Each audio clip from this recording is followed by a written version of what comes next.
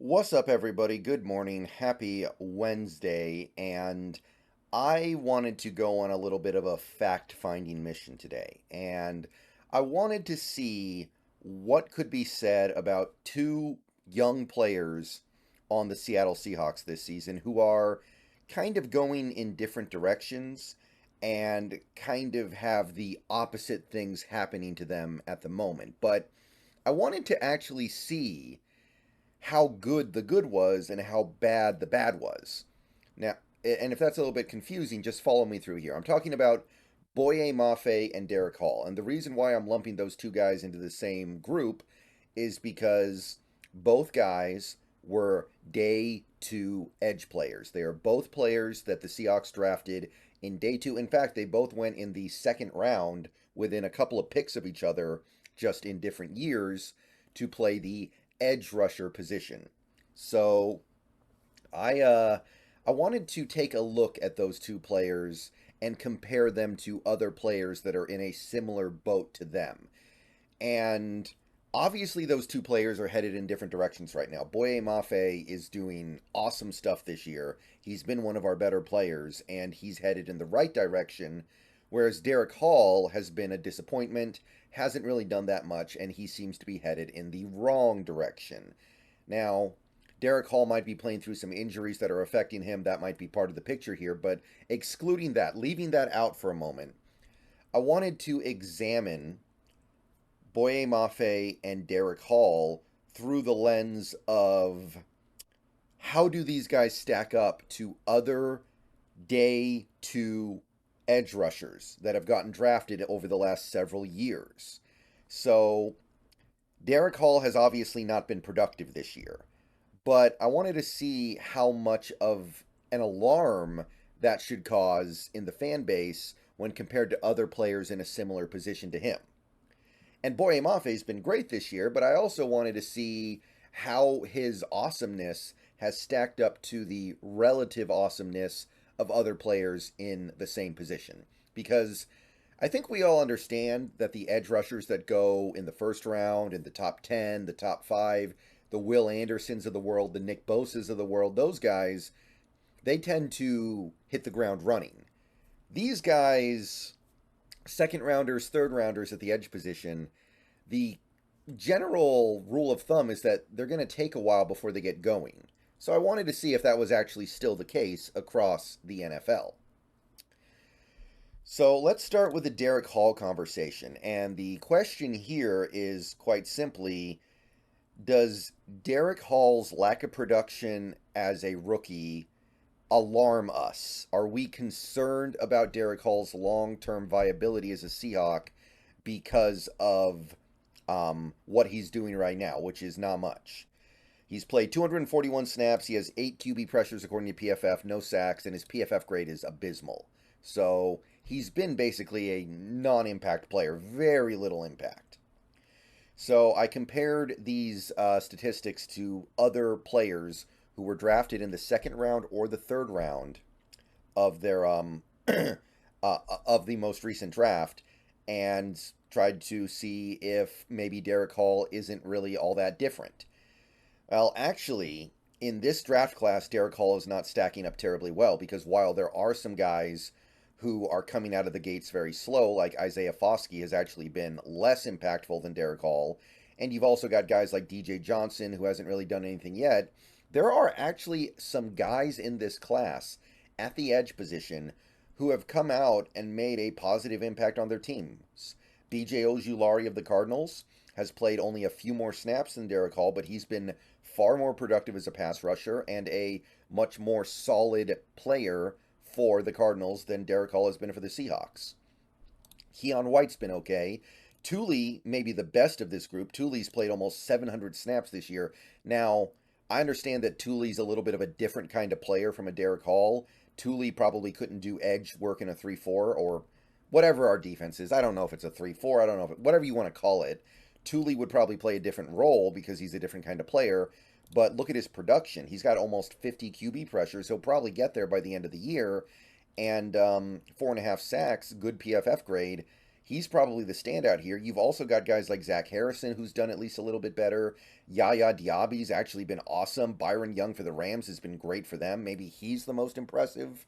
So, of this group of rookie edges who were taken in the second or third round, Derick Hall is actually right near the bottom with DJ Johnson and Isaiah Foskey. He's slightly more productive than those guys, but everybody else has him beat, and some of them have him crushed.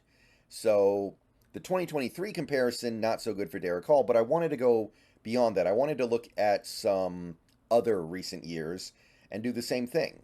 So I went back to 2022 and I looked at every edge player from this class that went in the second or third round. And for the most part, you can see that this crop didn't do much in their rookie year. Sam Williams might have been the best one, or Mafe, honestly. Excuse me, not Mafe, Ebiketie. Ebiketie actually was really productive as a rookie. 28 QB pressures, 2.5 sacks. Boye Mafe, 3 sacks. You had Sam Williams with 22 pressures and 4 sacks. But you can see that nobody here was really like a super standout. Sam Williams led the way with 4 sacks and a good PFF grade. Cameron Thomas and Myjai Sanders had a kind of interesting rookie years, I guess. Alex Wright played a lot but didn't have a big impact. And by the way, Alex Wright, terrible PFF grade, even worse than Derick Hall's. So you can look at this group. These are all guys who were kind of in the same position or a roughly similar position to Derick Hall going into their rookie season as Derick Hall was in his. And you can see that nobody's really standing out. Now, most of them are clearly better than Derick Hall, but not by that much, and not by such a margin that I think there's anything to necessarily be alarmed about.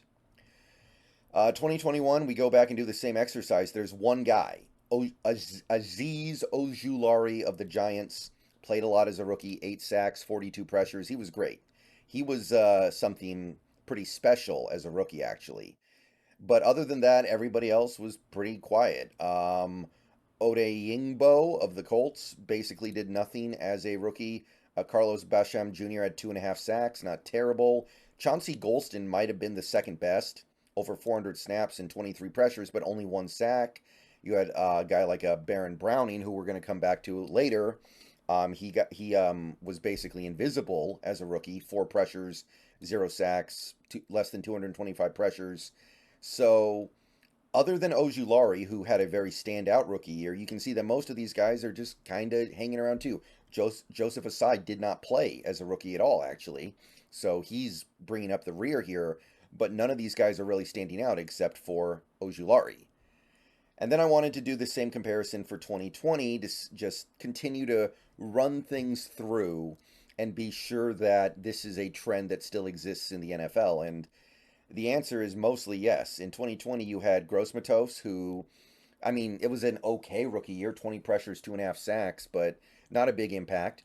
Darrell Taylor missed his whole rookie season, and I know some people consider 2021 to be his rookie season, but you're getting a heck of a head start when you get to sit out for an entire rookie year and just learn, right? There are some good players here, guys who have gone on to become good players like Epinenza, Uche, Terrell Lewis, to a certain extent, is kind of broken out. Jonathan Greenard. None of them really did much as rookies. All of these guys were very quiet as rookies. Like 2 sacks, 2 sacks, 2.5 sacks is kind of leading the way here. 21 pressures from Highsmith is about the highest it goes. Nobody's playing more than like 400 snaps. So, after having a chance to really dive into the actual data here to see what kind of impact these day 2 edges are having on their teams, it is overwhelmingly likely that a day 2 edge taken in the last few years of the draft is just going to be quiet as a rookie. Now, a lot of them are going to be a little louder, a little more impactful than a guy like Derick Hall has been so far, but at the same time, the margins are very thin here. We are talking about a very small difference, not a difference that I would be alarmed about. I would be a little bit alarmed about maybe the difference between Derick Hall as a rookie and somebody like Ojulari as a rookie, because Ojulari was actually really good. 8 sacks, over 720 snaps. And there are a couple other guys here like that. Like you could compare him to somebody like I'm sorry, where'd he go? Sam Williams, maybe. You could look at that and go, hey, why aren't we getting a similar level of production? And like I said, there are actually a handful of guys in this 2023 class that have Derick Hall lapped. Thule, Diaby, and Byron Young. But on the whole, we are seeing that these guys take a while to develop. They do take a little bit of time to actually turn into quality players. Not that they're guaranteed to, right? Like, I'm going to go into this a little bit more in part two because I want to cover the Boye Mafe part of this conversation in a separate video.